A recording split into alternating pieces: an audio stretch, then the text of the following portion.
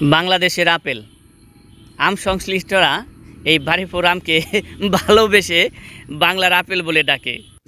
আর কেন এত ভালোবাসা তার সব কিছু নিয়ে আজকের আয়োজন।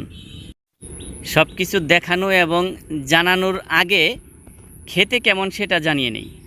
এই বারিপুর আম যদি আগস্ট মাসে খাওয়া হয় তাহলে কিন্তু খেতে অনেক মজা, আর যদি সেটা আগস্টের শেষের দিকে খাওয়া হয় তাহলে তো অনেক বেশি মজা, অনেক বেশি মিষ্টি, যেটা আসলে বেশিরভাগ মানুষ, প্রায় 95% মানুষ সেই বারিপুরের স্বাদটা গ্রহণ করে দেখতে পারেনি।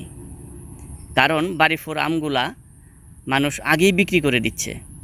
আগস্ট মাসের শেষ 10 দিনে এই বারিপুর আমটি সর্বোচ্চ পরিপুষ্ট হয় এবং মিষ্টতা অনেক বেড়ে যায়, যে কারণে এর স্বাদ আপনাকে অবশ্যই আম্রপালির অপ্রাপ্তি, অর্থাৎ তখন তো আর আম্রপালির আম থাকবে না, সেই আম্রপালি আম না থাকার আফসোসটা পূরণ করে দেবে।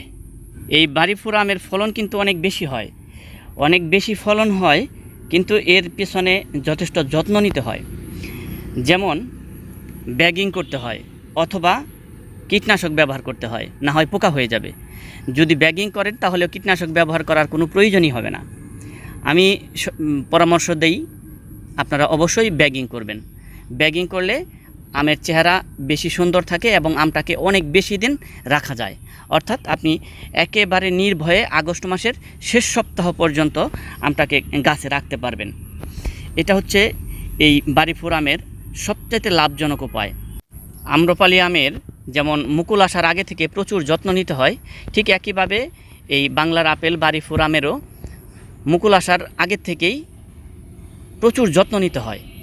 হাড়িভাঙা, হিমসাগর এই জাতীয় আমগুলা যেমন অত্যন্ত বৈরী আবহাওয়াতেও হাড়িভাঙার মুকুল নষ্ট হয় না, গুটি হয়, আম হয়, সব সুন্দরভাবে হয়ে যায় প্রাকৃতিকভাবেই।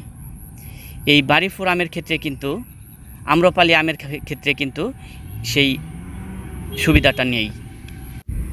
বারিপুরের বাজার মূল্য এত বেশি যেটা আপনাকে সকল পরিচর্যার কথা ভুলিয়ে দিবে। আপনি যে অনেক পরিশ্রম করে এই আমটা ফলালেন সেই দুঃখ মুছে যাবে যখন এর বাজার মূল্যটা অনেক বেশি হবে। এবার আপনাদেরকে এই বারিপুর আমের একটা অসুবিধার কথা বলি। এই বারিপুর আম আপনারা ভিডিওতে যে আমটি এখন দেখলেন এবং এর পুরোটাই দেখলে আরও ভালোভাবে বুঝতে পারবেন। এই বারিপুর আমটি আমি ঘরে রেখেছিলাম 7 দিন রাখার পর এরকম হয়েছে। কিন্তু এই আমটি যদি আমি আরও ঘরে রাখার চেষ্টা করতাম তাহলে কিন্তু নষ্ট হয়ে যেত। এটা সর্বোচ্চ পেকেছে, দেখেন এই যে ভিডিওতে দেখতে পাচ্ছেন আপনারা, সর্বোচ্চ পেকেছে। সর্বোচ্চ পাকা অবস্থায় আমটি দেখতে এরকম লাল টকটকে হয়, এর আগে হালকা লাল থাকে, আর এরপরে পচে যায়। তো আপনাকে অবশ্যই এই বিষয়টা মাথায় রাখতে হবে। এই আমটাই আপনি যদি কাউকে উপহার দেন অবশ্যই কাঁচা অবস্থায় উপহার দেবেন। তবে হাড়িভাঙা আম যেমন খুব তাড়াতাড়ি খেয়ে ফেলতে হয়, এটা অত বেশি তাড়াতাড়ি খেতে হয় না। তবে এর সংরক্ষণ করার সুবিধাটা তুলনামূলকভাবে আমি কমই বলবো, যেহেতু এক সপ্তাহ আসলে একটা আম সংরক্ষণের জন্য যথেষ্ট সময় আমি মনে করি না। তবে আমি সবাইকে পরামর্শ দেব, যদি আপনারা 4টা আম গাছ লাগান, 4টা গাছের মধ্যে একটা আম এই বারিপুর বাংলার আপেল নামে খ্যাত এই বারিপুর আমটি লাগাতে পারেন। আমটি যারা আগে থেকেই জানেন তারা তো জানেনই, আর যাদের জানা নেই তাদেরকে জানানোর জন্য বলছি।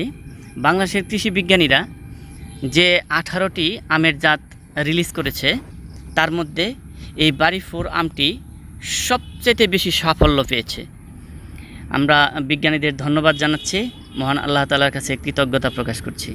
বারিপুর আমটি 2টি আমের সংমিশ্রণে বিজ্ঞানীরা তৈরি করেছে, একটি হচ্ছে আমেরিকার আর একটি হচ্ছে বাংলাদেশের। বাংলাদেশের যে আমটি সেটি হচ্ছে বাংলাদেশের অত্যন্ত প্রাচীন একটি লেট ভ্যারাইটির আম, সেটি হচ্ছে আশ্বিনা। এই আশ্বিনা আমের সাথে আমেরিকার পালমার নামের একটি আমের সংকরায়নের মাধ্যমে এই বারিপুর আমটি তৈরি করেছে। ভেতরটা অনেক সুন্দর রং হয়, অনেক সুন্দর, বাহিরেও কিছু কিছু আমটা রং হয়, তবে পালমার আমের মতো রং হয় না। তবে পালমার আমের চাইতে অনেক বেশি মিষ্টি। কিন্তু এত বড় অপূর্ব সুন্দর এই আমের বিচিটা কিন্তু অনেক ছোট। চ্যানেলটি সাবস্ক্রাইব করে লাইক দিয়ে আমের উৎপাদন বৃদ্ধিতে আপনার ভূমিকা রাখেন প্লিজ। এই আমের মধ্যে খুব কম পরিমাণ আঁশ আছে, সেটা আপনাদেরকে দেখানো হলো।